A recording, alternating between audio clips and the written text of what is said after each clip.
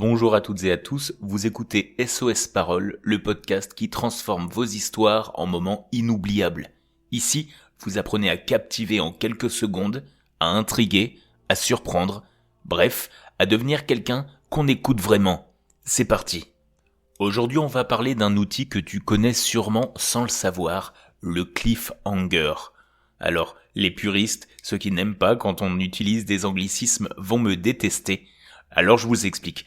Le mot cliffhanger vient de l'anglais to hang off a cliff, littéralement être suspendu à une falaise.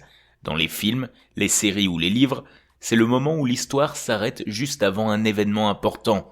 On reste en haleine, on veut absolument connaître la suite. En français, c'est un peu moins sexy, on parle de suspense en fin de scène, fin en suspens, ou plus simplement un moment de suspense. Et crois-le ou non, cette technique fonctionne aussi parfaitement dans un discours, un pitch ou même une réunion. Aujourd'hui, je vais te montrer comment créer un mini cliffhanger très court, très simple, mais terriblement efficace. Le principe est ultra simple, tu annonces une info importante, mais tu la donnes juste après. Tu ouvres une boucle, tu retardes la révélation, et le public reste accroché.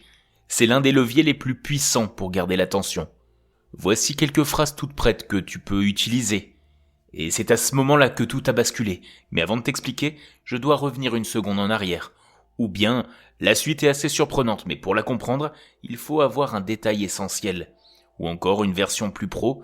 La solution que j'ai trouvée est inattendue. Avant de vous la présenter, je veux vous montrer d'où vient le problème. Simple, propre, efficace. Imagine que tu racontes un projet compliqué. On était à deux doigts d'abandonner, et c'est là que j'ai trouvé une solution totalement improbable. Mais avant de vous dire ce que c'était, laissez-moi vous montrer pourquoi le problème n'était pas là où on l'attendait. Tu sens la tension? L'attention, c'est exactement le but. Parce que le cerveau humain déteste les boucles ouvertes, il veut absolument les refermer. C'est comme quand tu termines un épisode d'une série à 2h du matin, et que tu lances le suivant juste pour voir. Dans un discours, tu peux créer le même réflexe. Alors comment l'utiliser dès aujourd'hui? Déjà, tu identifies un moment clé dans ton discours. Tu l'annonces sans le révéler. Glisse une explication, un contexte, un point important. Révèle l'information quelques secondes plus tard. Même en réunion de travail, c'est dévastateur dans le bon sens. Une phrase prête à l'emploi pourrait être « La conclusion risque de vous surprendre ». Mais avant ça, il y a quelque chose que vous devez comprendre. Et c'est ça une seule fois et tu verras la différence. Je vais te donner une histoire qui m'est réellement arrivée et te donner 2 exemples de comment tu dois la raconter et comment tu ne dois pas la raconter. Il y a quelques jours, j'ai un ami qui m'a fait une blague au téléphone qui voulait une réservation dans mon restaurant, parce que je tiens un restaurant. Une réservation pour 3 personnes au nom de Jubilard pour 11h. J'aurais dû le voir à 100 mètres, mais je n'ai pas ouvert tout de suite le SMS avec la réservation. Au même moment, je reçois un appel, une réservation pour 3 personnes, 11h, avec un nom finissant en AR. Je tiens à dire que je n'avais pas vu le SMS. Je valide la réservation téléphonique, puis réouvre mon téléphone dans les messages et vois la blague de mon ami. On pourrait se dire que, forcément, 3 personnes à 11h, c'était sa blague à lui, il l'annule et c'est terminé. Malheureusement, à 11h, vous imaginez bien, il y a 3 personnes qui sont arrivées et c'était un quiproquo complet. Maintenant, imaginons-la d'une autre manière.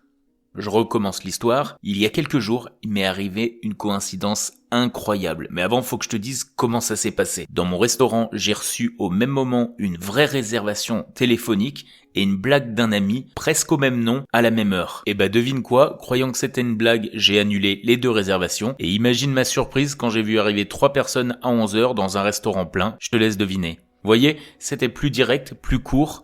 Et on avait plus envie d'écouter. Je sais pas ce que vous en pensez. Alors évidemment, fait comme ça, sans texte, en impro, c'est un peu délicat pour ceux qui ne connaissent pas encore cette technique, mais entraînez-vous à reprendre des histoires que vous avez vécues dans la semaine et à les remodifier. De toute façon, ce n'est pas simplement en écoutant un podcast, mais en essayant de le pratiquer qu'on avance.